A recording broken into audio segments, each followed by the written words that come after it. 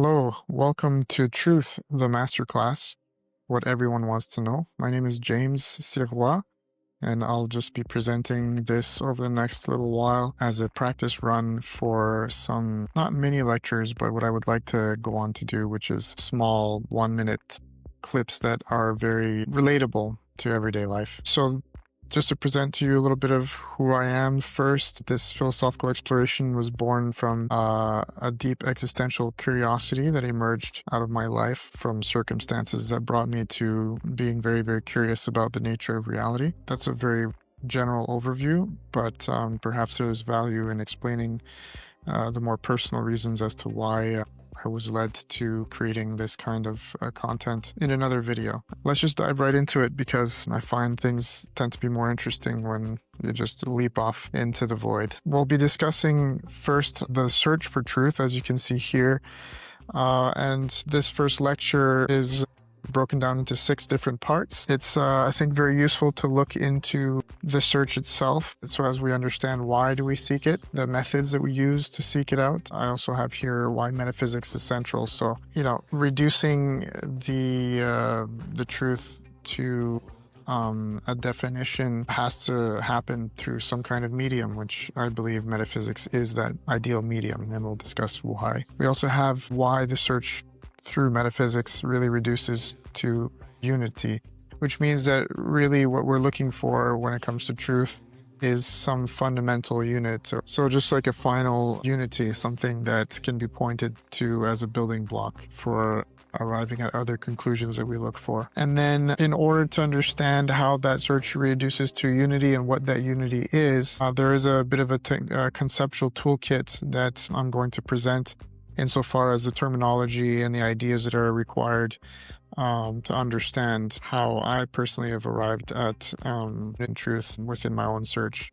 Now, of course, if it is unity, then it really should mean that everybody would agree, because it goes more profound than it's something that we all share. And so really finding a common language makes it so that truth ends up being something we can all share versus something that we debate. And then finally, we'll look into the semantics. So obviously, meaning is tied to the definitions that we use for the words that we use, which is often overlooked. So semantics is actually quite important. It can devolve into an analytical philosophy kind of rabbit hole in which we are constantly having to define the words that we use to define the words, and this goes on ad infinitum. But for our purposes, I don't think it'll be that necessary to go so deep. That being said, it is still important to a certain degree, and that's what we will be doing. So, this is about creating the catalyst or finding the context in which we can move forward to understand what the search of truth is all about, so as to finally arrive at that truth itself. So part 1, why do we seek truth? Here I've written that before we dive into what truth really is, let's first explore why we seek it, as this will quickly orient us toward what it could mean and how to approach acquiring it. So I've written some bullet points here, as well as every slide has a little bit of like a quote or some kind of prompt. And I here wrote, are you aware of why you seek it? So being aware of the fact that we do seek truth, and secondly, that there's a reason for why we seek it, and maybe even more profound, that perhaps when we seek truth, we're really only seeking some level of maybe non-truth, some kind of fact or what we want to believe is fact that can help us move forward in our lives in one way or another. So truth doesn't necessarily have to be something that is true, maybe, insofar as our motivations. So the question, I guess, really comes down to, do we seek for truth truly? I think we don't, although we have the intuition that we should.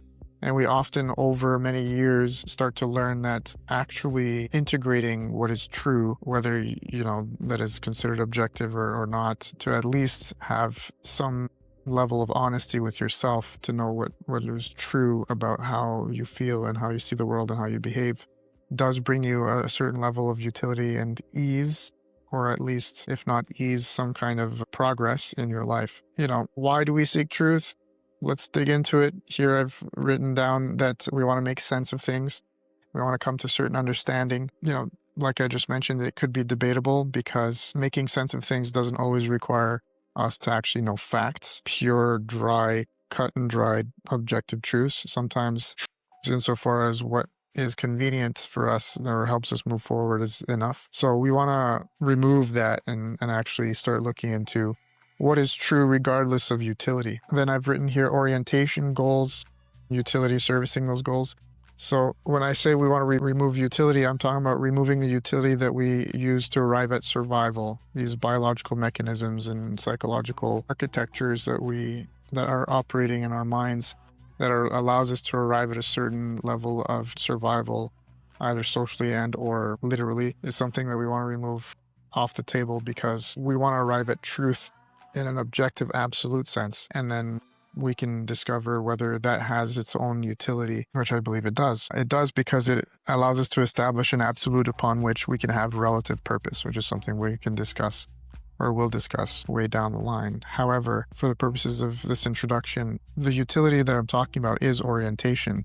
It allows us to set our goals because we know that we have a fundamental truth upon which those goals have any kind of meaning. Then I've written power, acquiring it, holding on to it, increasing it, using it. So what many people mistake Nietzsche's will to power for, which is this drive, this motivation to exercise our power due to that being how everything works, is actually perhaps something different, and that is a bit abstract for now, but we can see that maybe that is an emergent phenomenon, that that power is linked to truth in some fashion, but that really power, I would imagine, isn't really relevant to truth because, at least per se, because truth as a foundation is so self-contained, so profound that you could say that it is powerful, but that power is something that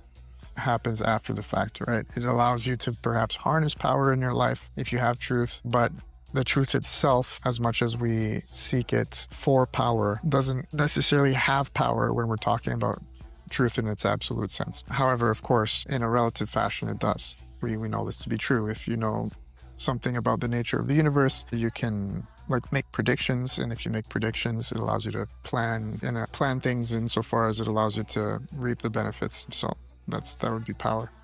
And then after that, I've ended up here on liberation, transcendence, and meaning. So this is, I think, the main one that I think if we were to say truth is something that we seek as a human species in some conceptual form, that the reason would be that we are looking for meaning ultimately, and that we will wish to transcend the confusion, ignorance, suffering, these kinds of things, constraints. We want to be free to some degree, and that's something else that we have to discuss as well. But let's just, for all intents and purposes, say that meaning is ultimately why we seek for truth. Okay, so this is still very introductory. However, another way to kind of cap that off would be to mention Maslow's hierarchy of needs, a very common pictograph that is used, which is the pyramid that creates a hierarchy of different kinds of needs that a human being has, starting, of course, with the first ones, which are a certain amount of survival.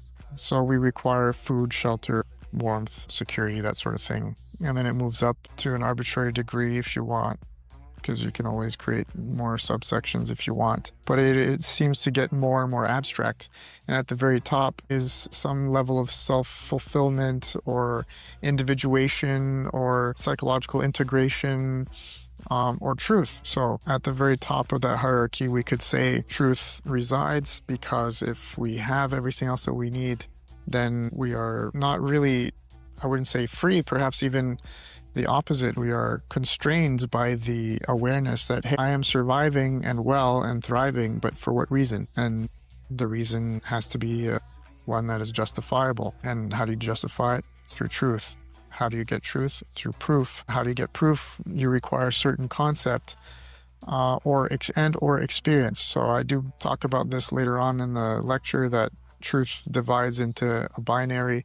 that binary being empirical and then rational. So we're always going to have to realize that we have the two. However, because of the utilitarian culture that we have today, we tend to want to have to reduce things to a concept, to language, to a definition. And that is the rational side of things. That's where we want to reduce truth to a concept. We could just say truth, but that isn't enough. We want to unpack it. And so, insofar as it is possible to conceptualize the experience of truth, the empirical, direct experience of it, perhaps we can arrive at that and we can see what kind of meaning we extract if that is possible. So, that is the introduction. I think we can recap it again pretty simply here.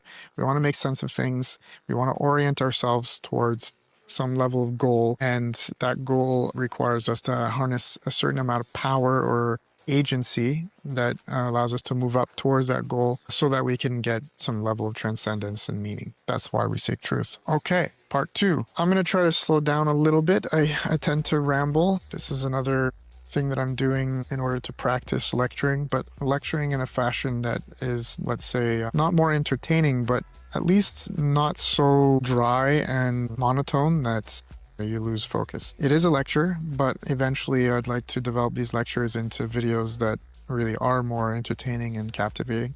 However, this is the very first practice run, so I do think there might be value in me just kind of going through the verbal diarrhea, just to at least learn how I'm organizing these ideas. That being said, I'm going to pause for a second and come back to part 2.